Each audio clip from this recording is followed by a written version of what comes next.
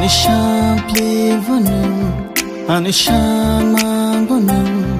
Anibukhavonum, Anilangmavonum, Hapshubi, Ningle Tangka, Hapshubi, Ningle Tangka, Nini Maya, Nini Kaya, Vokuligi Tongo. No go chop jagi tongi manja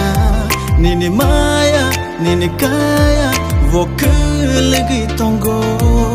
no go chop jagi tongi manja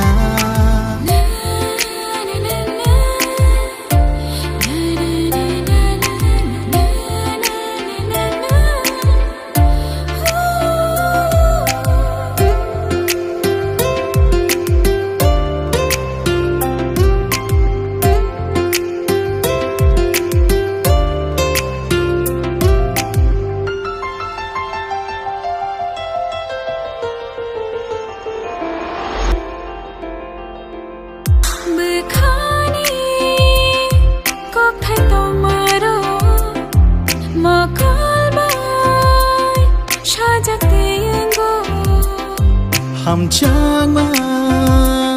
tong khe kha pango nashik ma vai no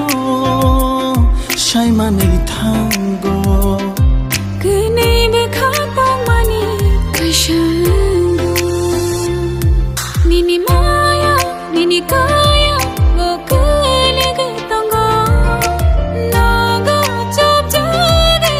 tong manya nini maya nini kaya vokuligi tongo no go chop jagi tongi manya ankani bakaboti ni adila motum bahasha kajara shikla shini sharan kitana ni shoini bina hanu ani bakabokula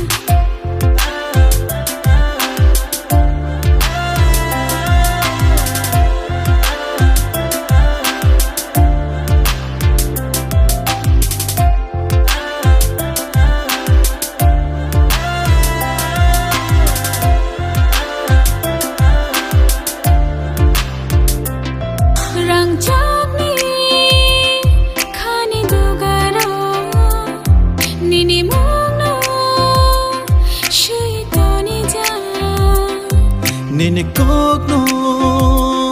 khnayang tini khapagani mushawi tong kha khnai bkha tong mani kashang kha Nini maya nini kaya vokuligi tongo no go chop jagi tongi manja Nini maya nini kaya vokuligi tongo no go chop jagi